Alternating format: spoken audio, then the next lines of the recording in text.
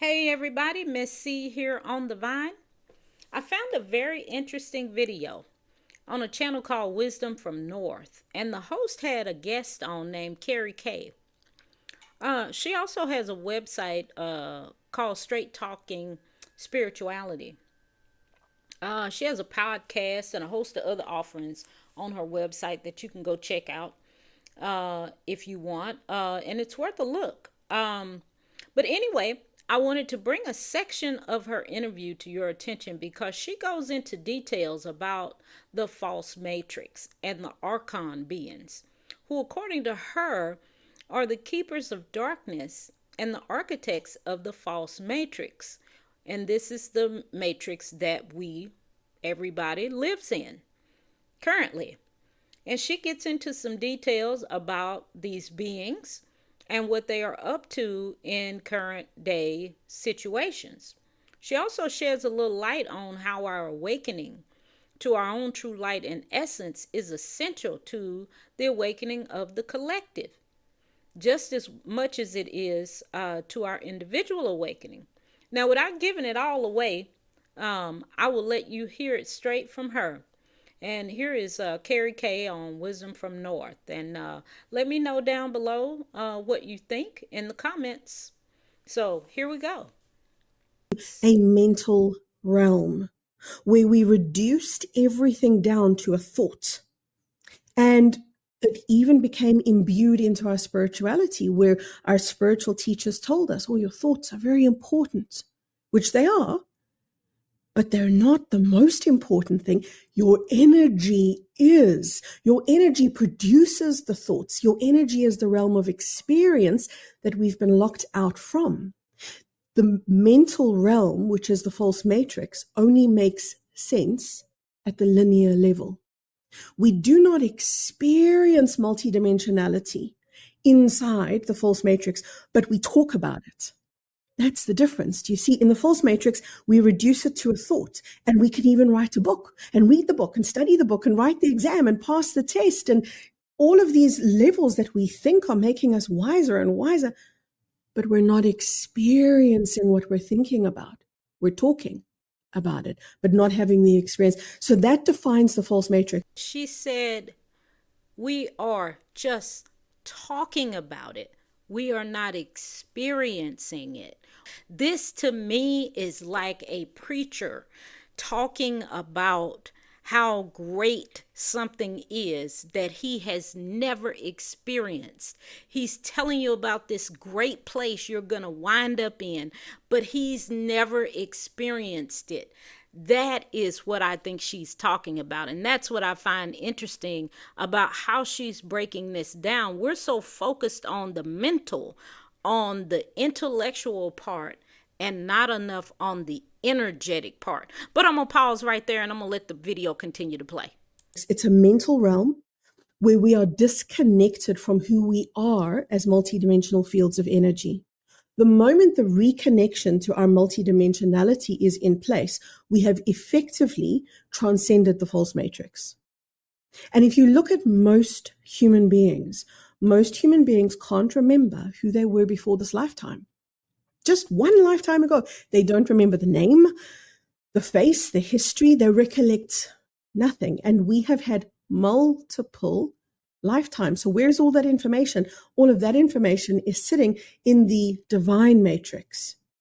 We may use terminology like the Akashic record, but that's a way of saying it exists in a realm that I can't reach. I can't touch that realm of knowingness, true knowingness, because I'm too stuck in my intellect. I'm too stuck in the linearity. And this is where we've been confined to. Now, she hit the nail on the head right here. This is where I would like to see those in the quote conscious community, those who are in the spiritual community. This is where I would like for them to kind of give us some straight answers that are not in code and are not in parables, where after we get done listening to them talk about a topic, we still don't know what the hell they just said.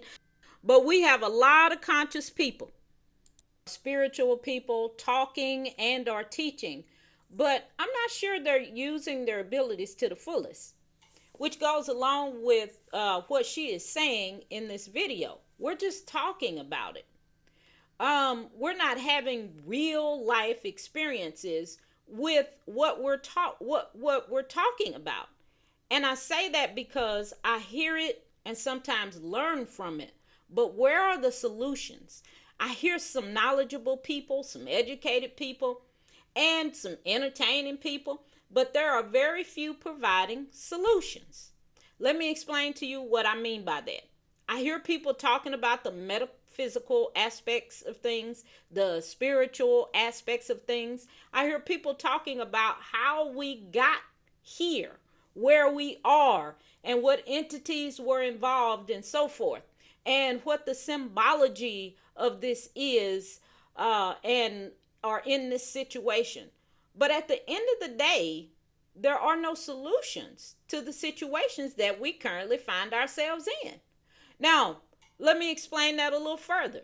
The questions the questions that should be answered, some of the questions that should be answered, like how can we avoid that, whatever it is? How can we best position ourselves for what is coming? How can we get prepared?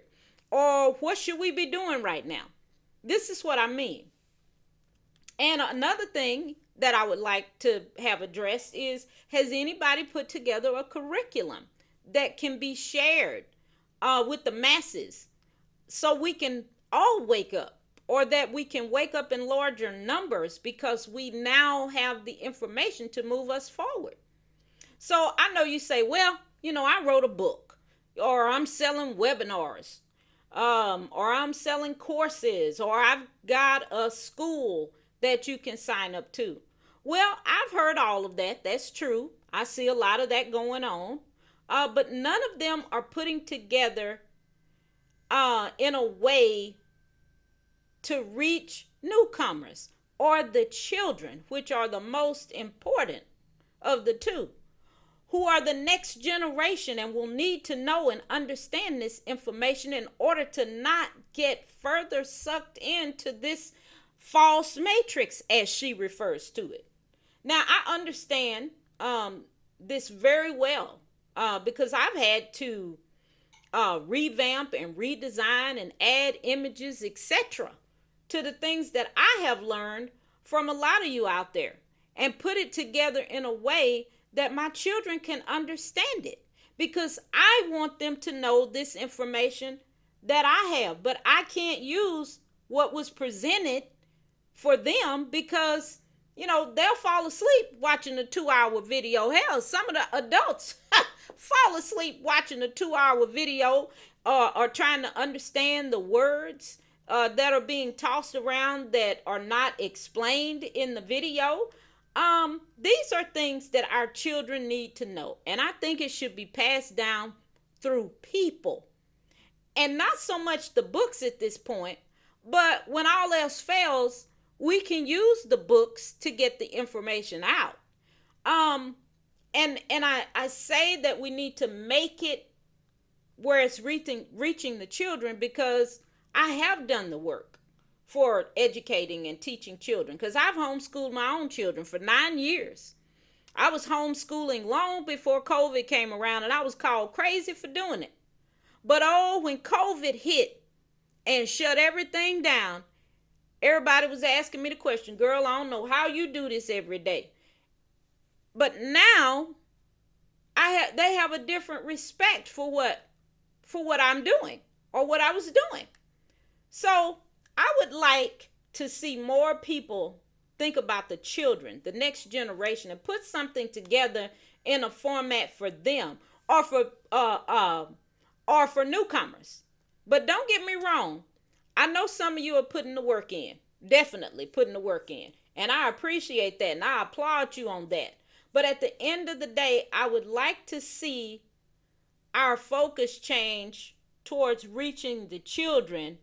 And here's what's coming: those who will be retreating from the religious institutions here very soon.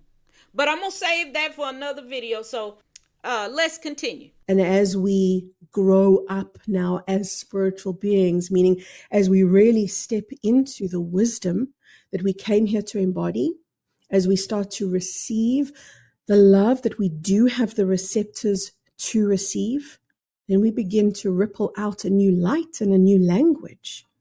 And that begins to shift not just us, but it begins to shift the fabric of the false matrix itself. The false matrix is actually a very fragile place. It takes just one person inside the false matrix to begin to regain their memory, to begin to remember who they are in the higher realms and embody that, not as a thought, but as an experience of light. It takes one person to do that. And we have many examples of these beings in our history. We call them Christ. We call them Buddha. We have many names for these beings of wisdom that have done what we are all attempting to do now at the individual level. And every time one person does that, it leaves a legacy or a ripple of light. And that ripple of light is forever. It doesn't get evaporated. It doesn't get erased because of time. It only gets replayed, which is why many of the ancient biblical stories, we may hear them of being repeats of much older stories. And this is because we are recycling the same ripple of light over and over again. That's the nature of light. It's infinite. It cannot be suppressed. It cannot be pushed away. So the false matrix, the architects, and I'm sure you're going to ask me about who they are, and I will answer that. The architects of the false matrix never wanted us to regain our connection to our true essence. So they infiltrated every area of the human experience. And some of them I'll say to you, and you'll say, well, yes, Carrie, obviously. The monetary realm, sure. The political realm, sure. Of course, they had the schooling, the financial world, the spiritual world too. The spiritual world also had to be controlled so that humanity wouldn't become the ripples of light that the false matrix was so afraid of, because that would destabilize the entire matrix. So, what she's telling you here, or what she's saying to me here, is that the light that we all have, it cannot be suppressed. So, the goal of these beings is to ensure that we never are allowed, our light is never allowed to shine and come forth. The light can't be suppressed. And they never wanted us to regain our memory of who we truly are, our essence, our energy. So they had to infiltrate every area of people activity and human experience. Now, when she said even the spiritual world, that should let you know that, some of these so-called conscious and spiritual people in the community are not there for your benefit. So these beings, these entities are fighting for their evil existence by any means necessary. So as she continues having this discussion, you will start to get a glimpse into who or what fits the description of the entities that she's talking about. But I'm going to pause right there and let you listen and let the video continue. And if the whole matrix was destabilized, it would cease to exist. And that would be the end game for the architects of the false matrix. So our light has a massive, massive repercussion. It's not just for you that you are enlightening. It is for the collective. It is for the collapse of the false matrix, which then allows for the birth of the divine matrix, which is what we're in the process of returning to and reestablishing. Oh my, there's so many things to go into here. And time is just running and I'm like, yes, right. The architect. So it seems like there's a conflict of interests here. And almost we could say a war going on then. Like someone wants to keep the matrix and we others wants to do something else. Now, who are they? Are they spiritual beings? essentially, we all are spiritual beings, right? Because we are all of spirit, we are all of source. So everything is a spiritual being. But the architects of the false matrix are a group of beings known as the Archons, and they're known by many names, but Archons is one of them. Okay, now I looked up this term, Archon. I've heard it before, and it has to do with the Gnostics. And what I was able to find is that this, and also I found that this term Archon is mentioned in the Bible, which I found interesting. But it's used to refer to principalities and rulers. That is mentioned in the Bible, where it talks about, we're not fighting against flesh and blood, but against principalities and rulers.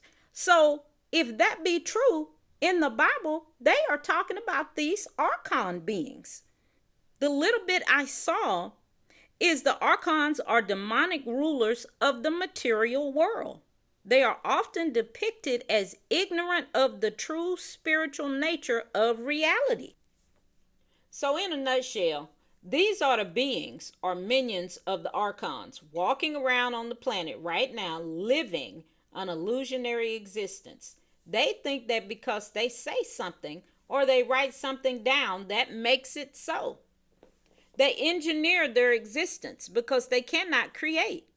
And they cannot create because they have separated themselves from God. Remember, she told us that earlier in the video. Now I'm going to say it again. You should be getting a clear picture and a clear image of who the Archons are and who their minions are based on how they behave. The book says ye shall know them by their fruit. Well, we know what they produce. They go around killing, stealing, robbing, rape, ravaging, and pillaging all over the planet. So you get the picture, and the picture should be quite clear. What beings or entities are among us that behave in this way? So I thought that was quite interesting. I just wanted to fill in a little gap right there about the Archons. So I'm going to let you continue to listen. They had a role, and their role was to hold darkness in focus.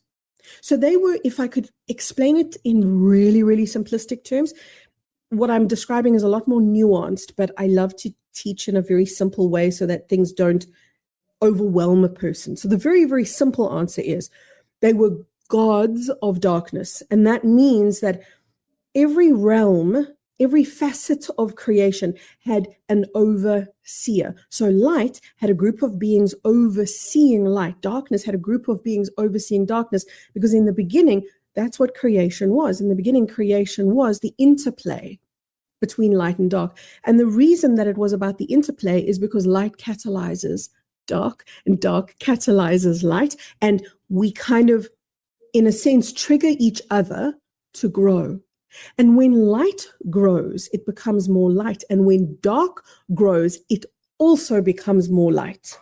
That's dark good. Does not become more dark. Dark becomes more light. Now, hang on. Now, wait just a darn minute right here. Now, she said light becomes more light and darkness becomes more light. So if darkness grows, it eventually grows back into light. But anyway, let her proceed. Go on, girl.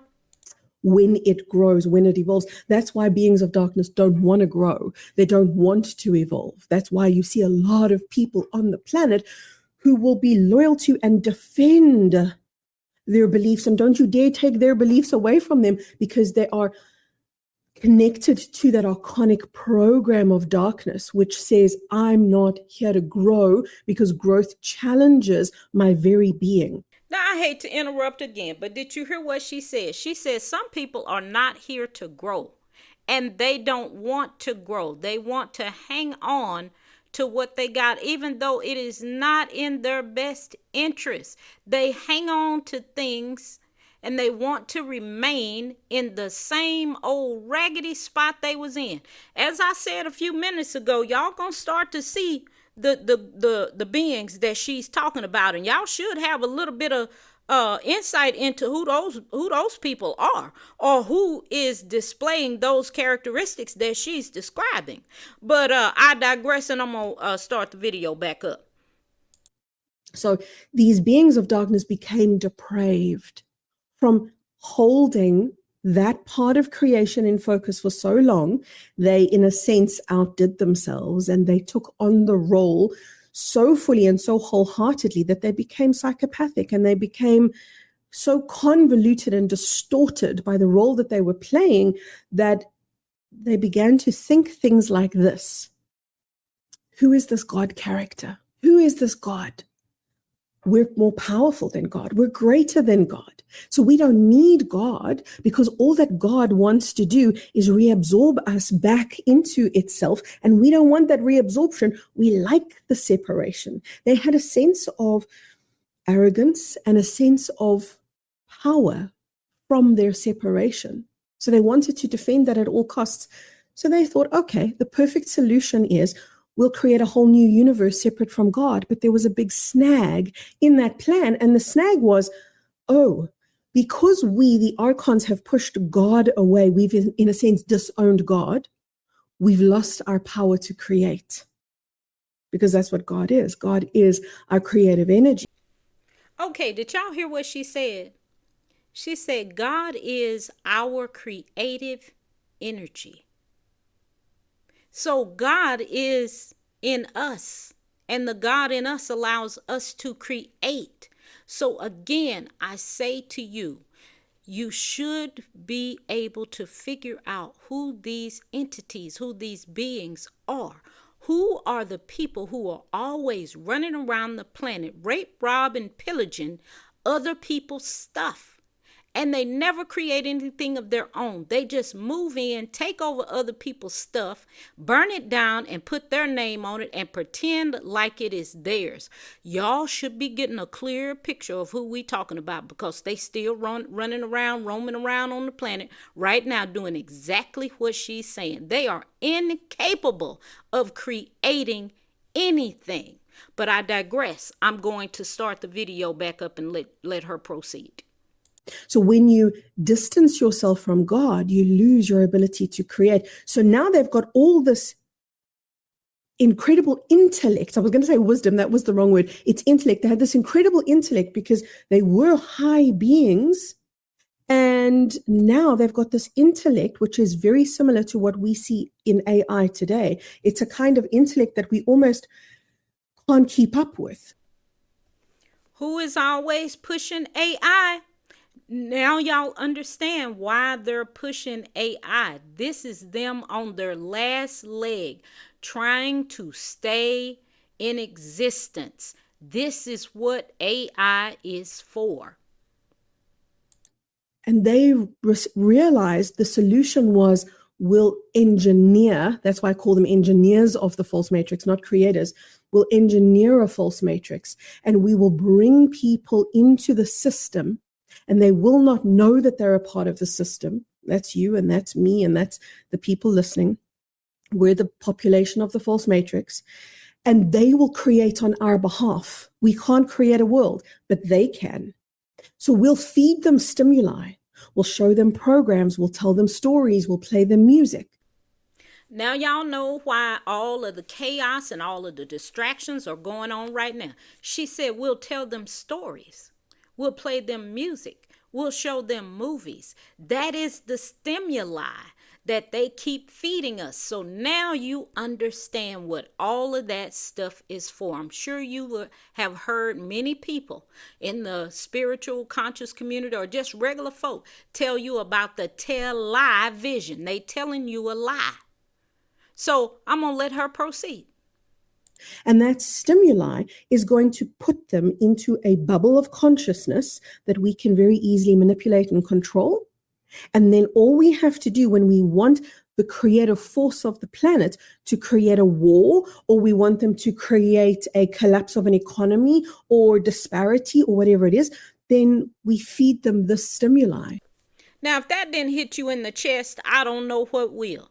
She said they get us to create on their behalf what they want us to create to destroy us. So now all of the propaganda on the idiot box or the television that you see every day, the killing of other people, the robbing, and all of the things, and getting you to hate somebody because of the color of their skin, and getting this whole thing about immigration and illegals and illegal immigration, and all of these different things that are going on right now. Now you know what they are for. They create the problem or the issue, and then turn around and make it look like it's the people's fault that they brought in, or to make you think it's your fault that we're having a bad economy, or that the schools are not performing, or that the roads are bad, or all of these different things. They get us to create those things, and then they turn around and blame us for the very thing that they set up for us to create. So now that your eyes should be open to who we talking about, you should have a perfectly clear window to see and know who she is talking about, these so-called Archon beings. But I digress. I'm gonna press play and let her continue. And they will create it on our behalf. These are the engineers of the false matrix. Very wisely, they have always stayed hidden, because how can we possibly go to war with the enemy that we cannot see, that we don't even know exists? How can we ask for freedom from a jail when we can't even see the bars of the jail? We don't even know that we're in a mental prison. We don't even know that we have been locked into a mental realm. We just think this is normal real life, and here we are at the cutting edge of creation. That's what we think. So these are the Archons, and the Archons are very quickly losing footing. They're very quickly losing power, because unprecedented things, as you will know, are taking place on the planet. We have radical influxes of light. We have light workers. We have people in spiritual awakening that are driving a new consciousness on the planet. And it's like a pop awakening that cannot be controlled, cannot be suppressed. And I spoke about the impact of one person in the false matrix. Now imagine the impact of 1,000,000. Imagine the impact of 1,000,000 beings holding love in their heart. What does that do to the false matrix? It begins to unweave what was once a very solid structure. It begins to crumble and collapse that which the Archons have fought so hard to preserve. Okay, everybody, that was the end of the video. I'd love to know what your thoughts are on the video and what she had to say. So drop a comment down below the video and let me know your thoughts.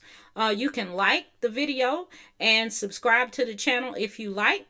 Would be greatly appreciated. But this has been Miss C on the Vine. I hope you have a great and enlightened day. And until next time, I will see you then.